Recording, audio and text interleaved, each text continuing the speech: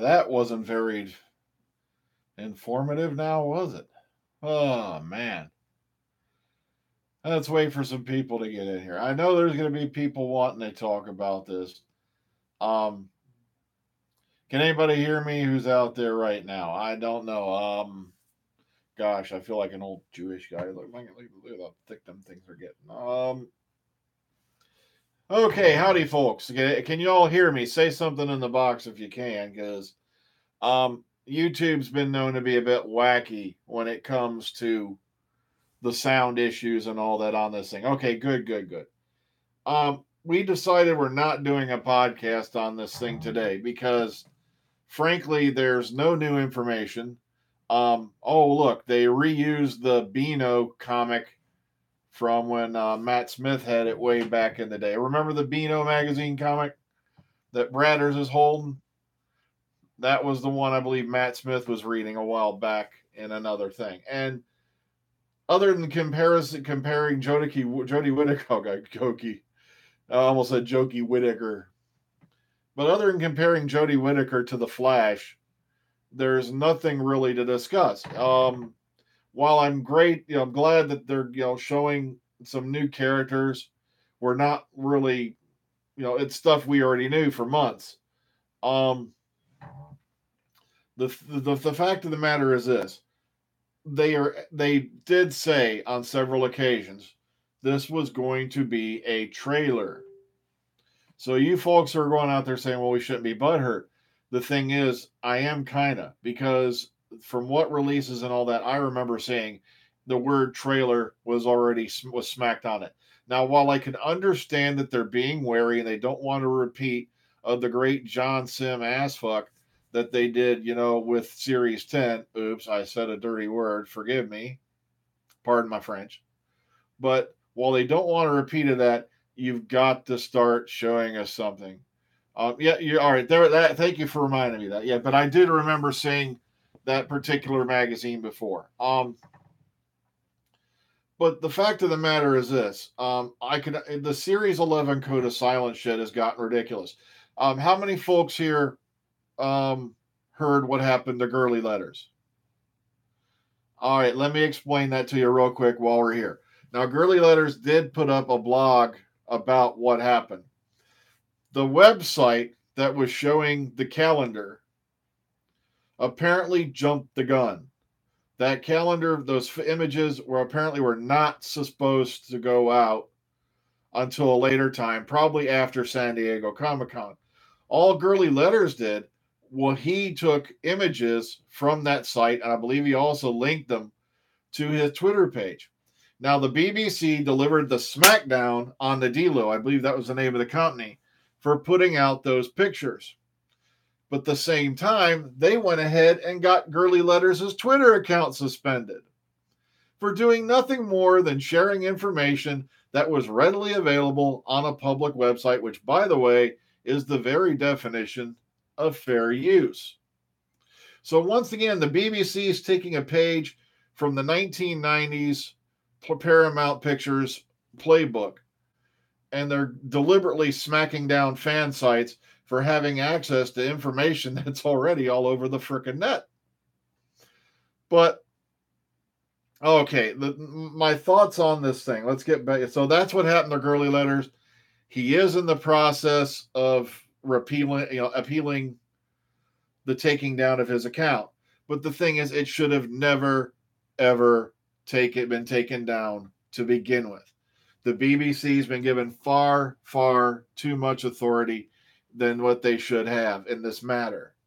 I'm sorry, but once footage has hit the net, it's readily available. It's like, especially when this was an image. Now I can see with the video clip that was leaked out, I can understand why, that is their intellectual property and they can deliver the smackdown on it.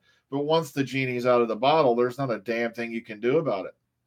Too late. The minute that video footage hit the internet, the minute it was first downloaded, copied, and all that, your whole thing was compromised. It was over. There's no point in going around smacking down fan sites for having it. while I agree you want to protect your intellectual property, at that point it was just plain too late. But the thing is, they had no right to do what they did to Girly Letters.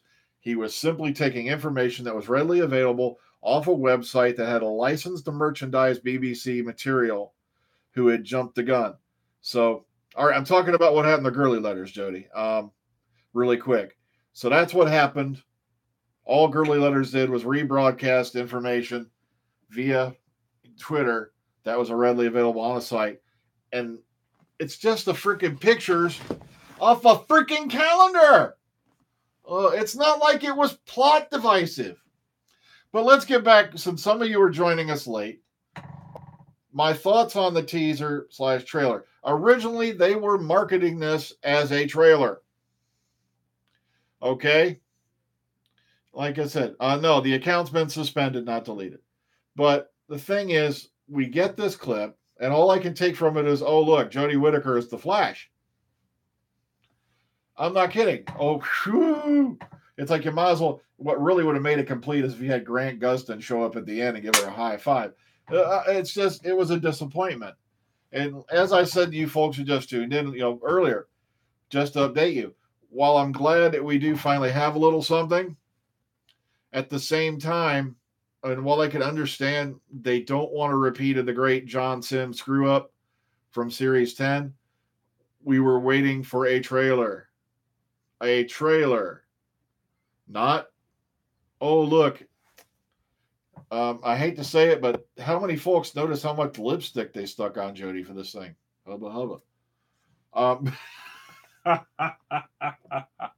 All right, anybody, any questions while I'm here? Because I only got a few minutes. I wasn't even planning on doing this. We were discussing doing an Omega Files, but now we pretty much decided to put the kibosh on it until after San Diego Comic-Con, because I have an eerie feeling that you're going to get a 3-minute trailer. A 3-minute trailer clip. See, with actual clips going to Comic-Con, and this was just meant to looky. Look what we're going to give you, to tide you over, while the people who pay money and go to California get actual footage.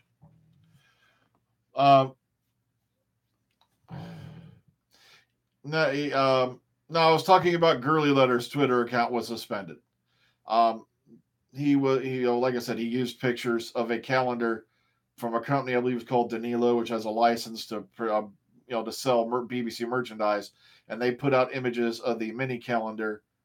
And I love this. They went out and they smited down Girly Letters' account over images he got off one of their licensed merchandisers websites. There's still no air date, which would, at least if they had ended it with an air date, I could get excited. I have no idea. I don't think George Baker runs that account. I don't believe Girly Letters is George Baker, because George Baker's busy doing other things, which I'm not going to get into because they involve his current possible employment opportunities, and I don't want to screw that up for him. And Girly Letters, while doing their job, basically goes out and does a lot of research over the course of the day. And, meanwhile, George is out doing his life and all that. Well, Girly Letters is hard at work on this stuff. So I don't think it's George Baker.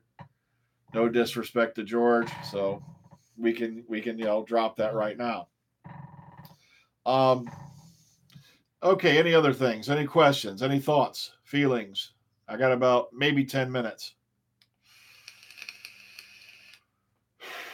Yeah, we talked about the Beano.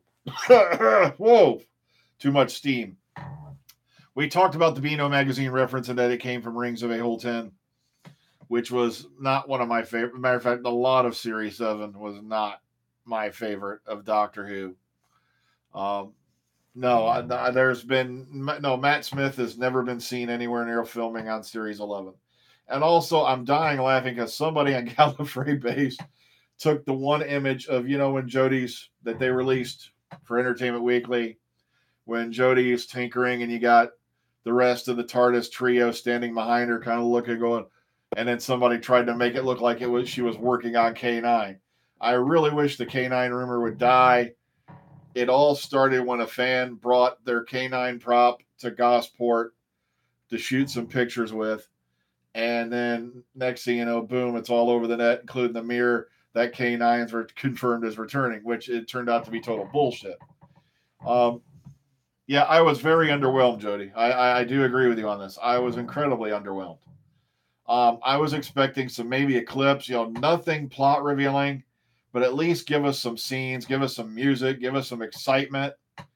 But it's like, oh man, yeah. There's people still jumping on the K9 story, and I've been really trying to squash it. I feel like I'm playing whack a mole. It's like whack a K9. It's like go the hell away, you tin dog shit. But and no disrespect to K9, but yeah, K9, like I said, no, Comic-Con, I'm laying you money, is going to get a 3-minute trailer with actual clips, with actual music by Sigan Ekanola.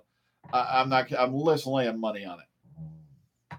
Yeah, no, I thought, no, Mid-Atlantic Gal. I felt like I was watching a pizza advert. I'm like, do I need more pizza? Really? I've gained probably 10 pounds over vacation here. And it's like, now it's going to take me forever to walk it back off. So, what the hell is Skyscraper? Is that like Sliver, only better? And it's also somebody kept saying, I heard a cat's meow. No, actually, to me, I heard a cat fart, but that's because Oreo was sitting here on the floor next to me and he let one go. It's just, I'm a bit disappointed. Don't get me wrong. I'm still excited for Series 11. I know, I was just joking with you. I know it's Dwayne Johnson's new film. Of course, he's not allowed to use the term The Rock because that was owned by the Wrestling Federation that he was under. No, trust me, I have 3 cats. I'm not hating on cats. I have 3 of them. So trust me, I know what that's like. I have a two plus about 2.5-year-old. I got an 8-year-old and a 14-year-old. So I know what that's like. I got a boy. The youngest is the boy, and he's constantly at war with the 2 girls. Well, mainly at war with the 14-year-old because she don't like anybody. What was the point of this? There was just more hype. Just, oh, looky, here we are. Here's the new companions. But the thing is, any of us who've been anywhere on the internet already knew who the 3 companions were, their names. I think one of the big things that the BBC threw a fit about that we found out in the 53-second leak was that Yasmin is a police officer. I don't think they wanted that getting out yet. And I bet Shivs was banging his head against a brick wall. He was banging one of the interns' head against the brick wall. Why did this happen? By the way, have you seen Rampage? I love that movie. Good, that was an entertaining movie. But back on the Doctor Who. Any questions more about the teaser trailer that you had? I got just a few more minutes, and I got to go do a grocery run here. Fortunately, later on, I was pretty much told that, they were going to air it at halftime, which is not unexpected. So I didn't sit there and wait through how many hours of footy just for 30, whatever seconds it was. I lost count because my brain turned off after the first few. No, I think she's moving faster than anyone else, if anything, not slower, because of the fact they don't see these changes happening until she's gone. No, the Beano magazine was just a referenced thing that Matt Smith had before. That was the same issue, I believe, from back, like I said, someone reminded me it was Rings of Abel 10. Yeah, how's the audio coming out this time? Because last time I used this, the audio was a bit hinky. So that's why I left the mic up here. So as long as you can hear me okay, I'm just going to leave it there. How would I have done it? There would have been at least something along the line of Time of Heroes. Anybody remember that one from Peter Capaldi's last season? Where, how many here remember Time of Heroes? That little clip that they had at the before Series 10 with Peter, Nardole, And of course, Bill, that was what I was expecting. I was expecting something epic. I was expecting something that was going to make me tickle my balls. I really was. And this was not it. Time of Heroes at least whetted our appetites, said, look, this is coming, this is coming, this is coming. All I saw is, oh, look, we reused a Beano prop.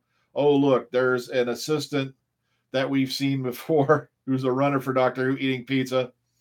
Oh, look. Yes, this is live right now, by the way. I'm still live. No, if I play, believe it or not, if I play the Doctor Who movie theme, I'll be copyright struck. I used the Doctor Who movie theme, the one for Paul McGann's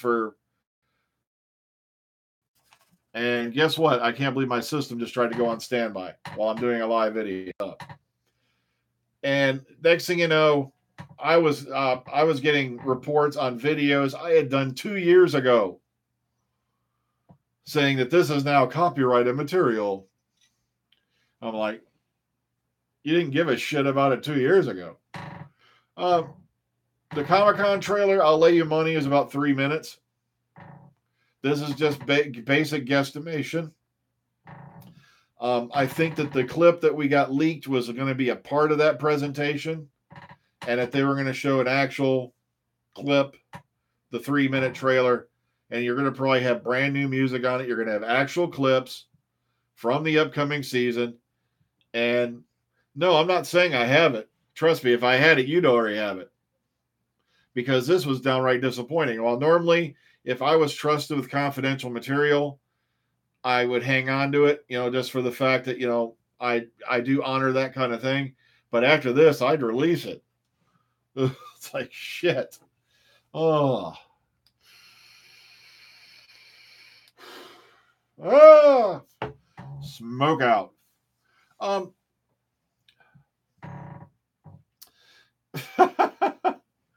Yes, there's going to be reaction videos to this like mad. Yeah, the new chair does squeak a little bit, don't it? All right, look at it. Sounded like I farted, didn't it? Yeah, Beano makes us in America here think of a gas medication. You're right. That you can take to help, reduce your farts. It never worked for me. No. I'm happy. I'm still excited for Series 11. Don't get me wrong. This hasn't turned me off in any way. It's just the fact that I was expecting more. So, smoke a real cigarette? No, thank you. Quick comparison, by the way. This has 5 chemicals in it, none of which are other than nicotine are really harmful to the human body. Your average cigarette, it'd be a list going from here to the moon.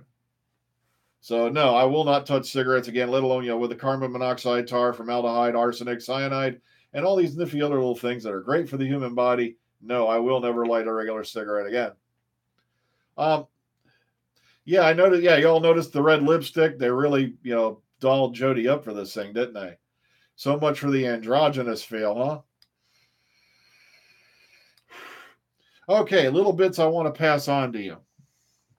While you're here, in case you didn't catch this on my last video, word's going around that the next set of Blu-ray box sets that are going to be coming out, and I cannot tell you where I got this information. It's from a clandestine source that is reasonably accurate. All right? So, anyone here interested in what's coming up on your Blu-ray releases? Ray, give me a little hell yeah over there in the comment box. Anybody interested? Anybody got the season 12 one with Tom Baker? Okay, this is what I have. The next set of box sets I'm hearing that are going to come out is season 18, which is going to be Tom Baker's last season. And that's probably one of the reasons why Janet Fielding, if you remember that tweet, got called to the BBC for that weekend. Is because they're going to have her in on the commentary and whatnot because she was in Legopolis.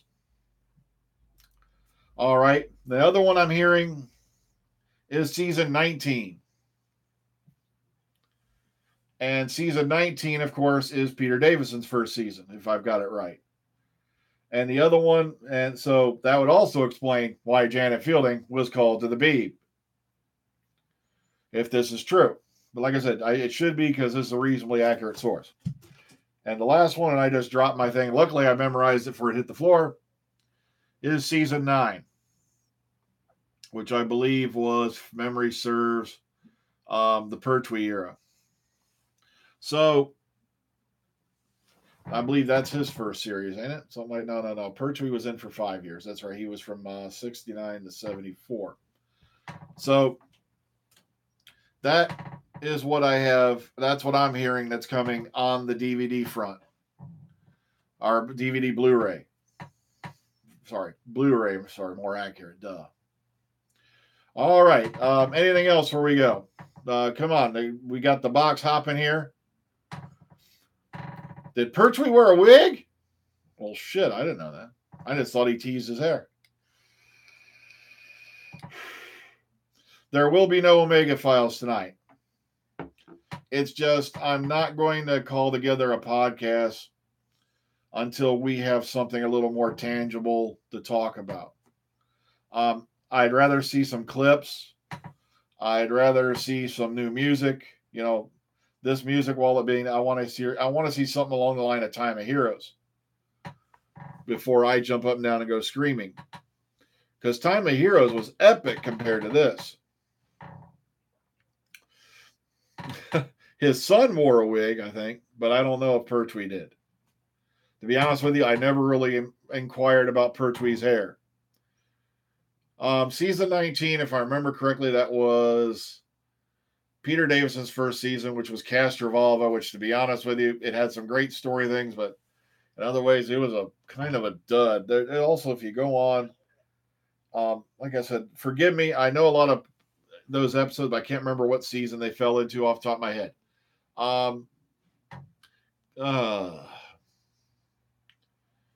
Because there was some really good Davison stuff out there. It's just until, like, I think Earthshot came along later. That's right, when they finally ditched that. Ford to Doomsday was all right.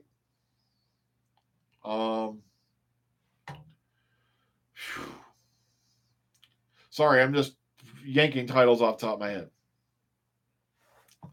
Yeah. Of course it was, because Astrovalva was the opening episode for Davison. I know that.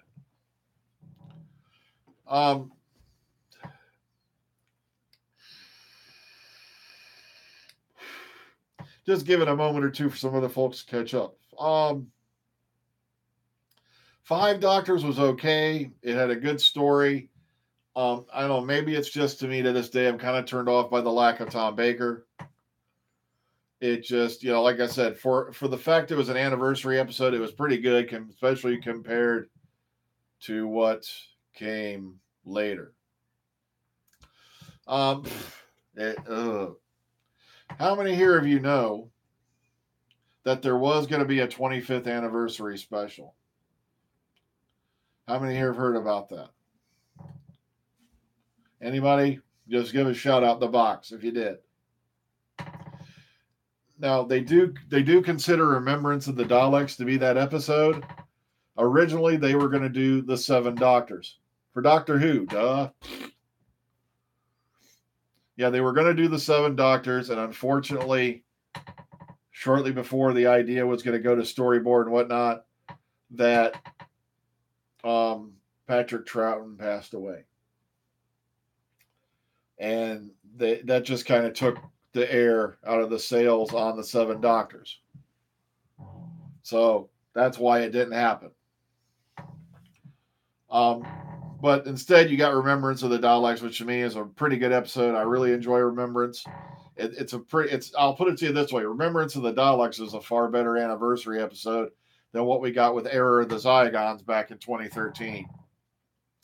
It just amazes me still that people think that's the most epic, fantastic creme de la creme of the world, when it was only 75 minutes long, featured no classic companions.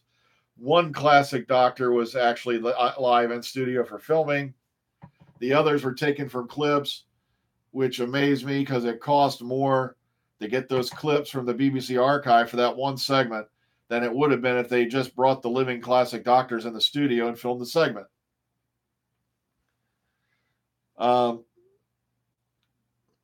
Anything else before I go ahead and go along? Because I got just maybe a couple more minutes and I got to run for the door.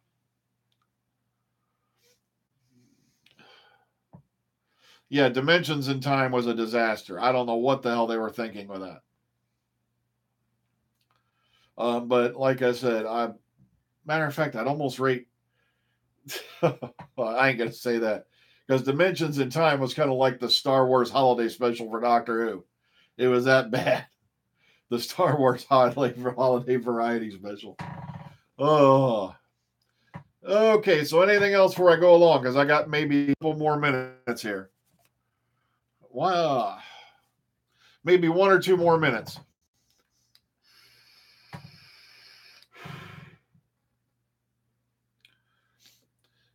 And yes, if you've not caught up with that part and gone back and watched it, I did drop the F-bomb. Ugh.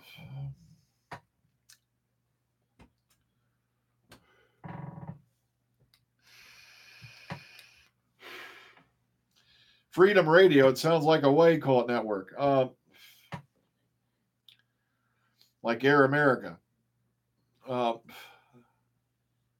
Yeah, that's what made it so bad. It crossed over with EastEnders. Nobody gave a damn about it if you weren't in Great Britain. Nobody had even heard of EastEnders, when they saw it pretty much if you were here in America. I didn't really pay attention to the ear piercings because we saw all of what of Jody really in that, about 5 seconds. Unfortunately, no, I have some health issues. I highly doubt I'll ever make it to Great Britain. As much as I'd like to, I have no venular circulation in my legs below the calf, which I really don't want to see myself getting on an airplane with that.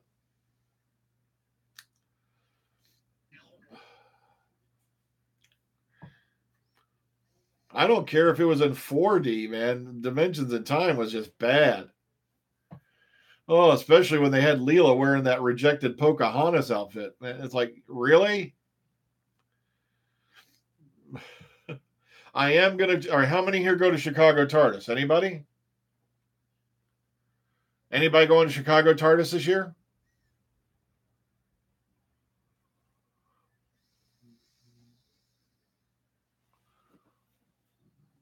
I ain't got no money either, but I'm going to try to get there.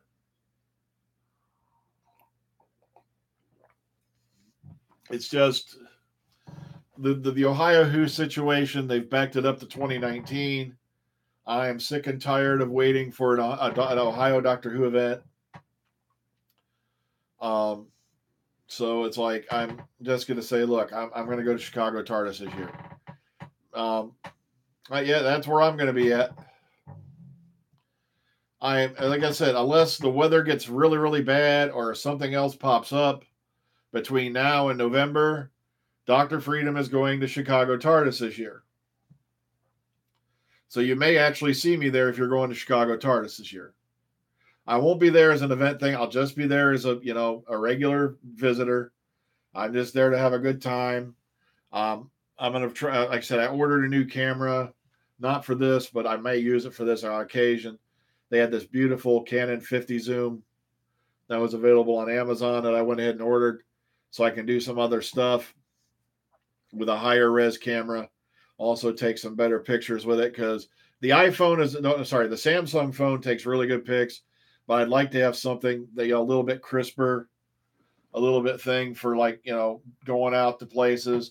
Plus, you can't really zoom up that far on a Samsung. There's a lot of deer activity going on over here across the street, and I'm missing a lot of it because I don't have a really high zoom camera. So they had this beautiful Canon sitting there for a 50 zoom with 1080p video, and I would panel if I was invited. I really would. I would love to do a Doctor Who panel. I was scheduled to do one for Time Lord Expo, and the thing was, Time Lord Expo fell apart. Then we did Ohio Who 2018, 2017, or it was a gathering that some folks put together. And I went to that. I did some live streams from there to help them promote the event. And then this year, some things happened, and now they're not going to do Ohio Who 2 this year. They're backing it up to 2019. You know where to go for further details on that. I will attend Ohio Who 2019, if the event goes forward. It's just, I'm tired of waiting. I waited over a year for Time Lord Expo, and it didn't happen.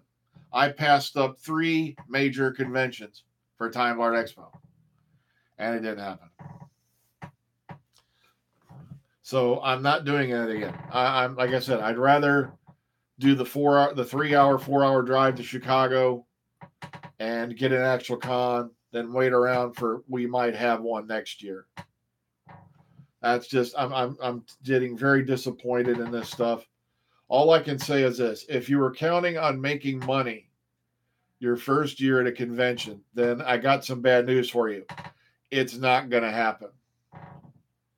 I worked on a convention planning committee for over a decade. Matter of fact, if you want to hear a lesson, from 1991 to 2006, there was a convention called Camp Dover Peace Conference, and it was founded by a man named Joseph Manning.